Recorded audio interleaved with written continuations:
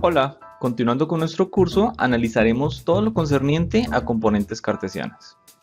Con este fin, hoy vamos a estudiar las coordenadas cartesianas, así como las operaciones vectoriales descritas por las componentes vectoriales.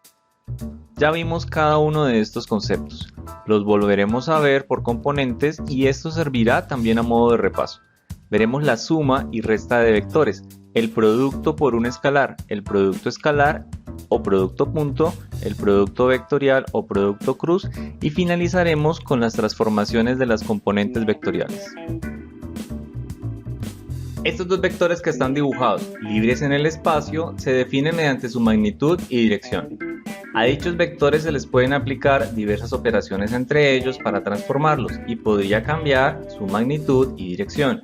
Sin embargo, hay una transformación a la cual los vectores son invariantes, las operaciones de desplazamiento. Es conveniente para un análisis por componentes ubicarlos en el origen de un sistema de coordenadas. Vamos a dibujar dos ejes de referencia para poder tener sobre ellos nuestros vectores. El primero, al ser bidimensional, se le llama plano cartesiano y el segundo, al ser tridimensional, un espacio cartesiano, en donde los ejes utilizados x, y para el plano cartesiano y x, y, z para el espacio cartesiano son ortogonales, 90 grados de separación entre ellos. Partiremos de las componentes de un vector. Se pueden notar sus componentes entre paréntesis. Cada componente corresponde a un punto sobre el eje correspondiente. Vamos a utilizar valores numéricos a manera de ejemplo, dibujando cada componente sobre el eje correspondiente y proyectando cada componente con una línea recta hasta el punto donde se encuentren y dibujamos nuestro vector. El dibujo en el espacio cartesiano varía un poco al ser una representación aproximada en dos dimensiones de algo en tres dimensiones. La proyección de cada componente en el plano XY forma un rectángulo y desde este punto contamos las unidades en el eje Z. El punto formado por estas tres líneas corresponde al vector que se quiere dibujar. Podemos dibujar más proyecciones hasta completar el paralelepípedo y dar la sensación de profundidad. Vamos a tomar este vector para ver otra forma de representarlo. Si creamos un vector en cada una de las componentes a sub x, a sub y y a sub z que estén sobre cada eje coordenado, podemos simplemente sumarlos para obtener el vector original. Cada vector tendrá componentes solamente en un eje coordenado, las mismas de nuestro vector A. Ahora, vamos a crear un vector de magnitud 1 en cada uno de los ejes, y para el eje x, j para el eje y k para el eje z. Cada uno de los vectores representa un vector unitario al tener una magnitud igual a 1. Gracias a esto podemos describir cualquier vector como el producto de su magnitud en cada uno de los ejes y los vectores unitarios que les corresponden. Esta forma de describir las componentes cartesianas de un vector es la que utilizaremos el resto del curso. Las operaciones de suma y resta de vectores ya fueron estudiadas, pero ampliaremos ahora el concepto al definirlas utilizando componentes vectoriales. La operación es muy similar para cualquiera de las dos. Por esto vamos a definir dos vectores A y B. Luego vamos a sumar o restar cada una de sus componentes por separado, las componentes que van en dirección Y, J y K respectivamente. El signo que tenga la operación y la componente va a influenciar en el resultado. Por ejemplo, queremos averiguar C, que es el resultado de A menos B, con los vectores A y B como los siguientes. Al observar las operaciones con detenimiento, vale resaltar la importancia del cuidado con los signos. Por ejemplo, el vector resultante no tiene componentes en el eje Y. Continuamos con el producto por un escalar. Se tiene que el producto de un vector A por alfa, que es un escalar, da como resultado un vector B. Lo podemos escribir por componentes. El resultado es que el escalar se distribuye en cada una de las componentes del vector. También podemos ver un pequeño ejemplo numérico. Para realizar el producto escalar o producto punto utilizamos la definición ya vista, la cual involucra las magnitudes de los vectores y el coseno del ángulo entre ellos. Y, al ser el producto de tres escalares, el resultado también será un escalar. Definamos primero dos vectores, A y B. Antes de continuar, es conveniente escribir el resultado del producto punto de los vectores unitarios. Como el coseno del ángulo es 0 cuando los vectores son ortogonales, que tienen un ángulo recto, todos los productos escalares entre vectores unitarios diferentes serán igual a 0 y todos los productos escalares entre vectores unitarios iguales serán igual a 1, ya que la magnitud de un vector unitario es 1. Cuando escribimos el producto escalar entre los vectores, vemos que los únicos productos que serán diferentes de 0 serán entre los mismos vectores unitarios, obteniendo así el resultado. Se puede utilizar un pequeño ejemplo numérico, con ayuda de las operaciones entre vectores unitarios ya descritas, en donde, luego de realizar las operaciones, obtenemos un único valor escalar, que es lo esperado.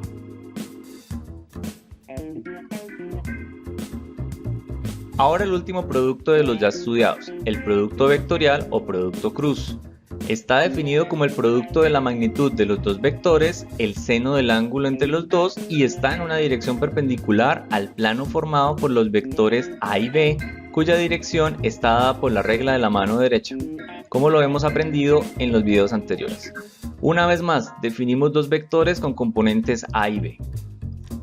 Antes de continuar, vamos a ver un pequeño apoyo que es sencillo de recordar y puede ayudar a calcular productos vectoriales entre vectores unitarios. Escribimos los vectores unitarios I, J y K unidos por flechas de manera que formen un ciclo. Si el producto vectorial está en el sentido de las flechas, el resultado es el siguiente vector unitario con signo positivo. Por ejemplo, el producto de I cruz J será K y así sucesivamente. Si el producto vectorial va en contra de las flechas, el resultado es el siguiente vector unitario pero con signo negativo. Por ejemplo, J cruz I es igual a menos K. Repetimos para todos los pares de vectores unitarios. Finalmente, todos los productos que se realicen entre vectores unitarios iguales será nulo, pues el seno del ángulo entre ellos es igual a 0. Escribimos el producto vectorial entre los vectores A y B por componentes. Ahora podemos comenzar. Primero realizamos la operación del producto vectorial de cada componente de A con el vector B, lo que genera la siguiente ecuación. Ya conocemos el resultado de todas las operaciones entre los vectores unitarios, así que simplemente las reemplazamos. Finalmente agrupamos las componentes con el vector unitario correspondiente y obtenemos el resultado. Este método es un poco laborioso, pero se podría simplificar. Si observamos la ecuación anterior al resultado, vemos que se podría pensar en escribirla en forma de matriz. Si así fuera, todos estos términos serían iguales a 0, los cuales corresponden a su diagonal. También vemos que para I y para K sus términos son antisimétricos. De hecho, todos los términos lo son y el resultado de calcular el determinante de dicha matriz es cercana a la respuesta.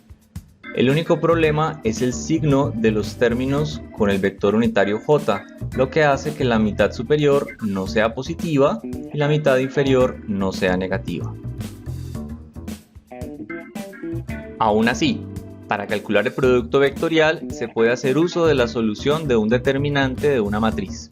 En la primera fila de la matriz escribimos los vectores unitarios, en la segunda el primer vector y en la tercera el segundo vector, teniendo cuidado de hacer negativo el resultado de las componentes que acompañan al vector unitario J.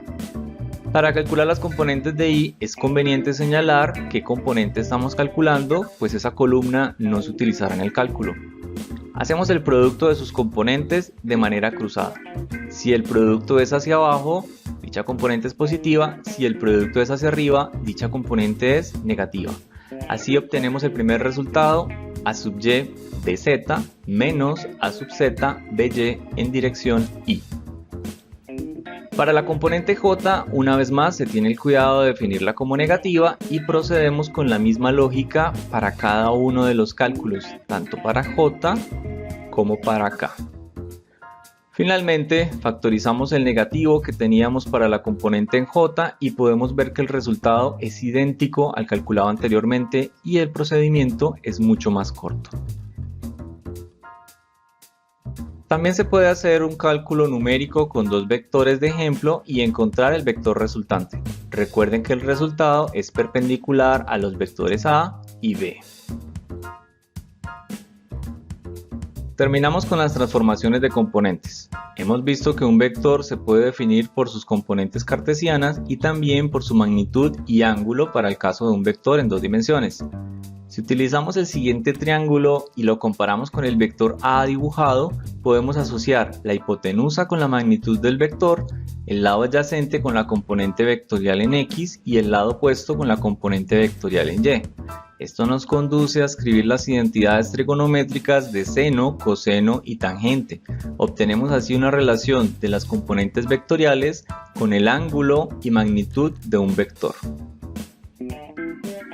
De las ecuaciones con coseno y seno obtenemos la relación para las componentes vectoriales de X y Y respectivamente. Esta transformación nos permite que al contar con datos de magnitud y dirección de un vector se obtengan sus componentes vectoriales. Si utilizamos la ecuación con tangente, podemos obtener la dirección de un vector, el ángulo θ del vector A. Finalmente, utilizando la definición del producto punto, podemos calcular la magnitud partiendo de sus componentes.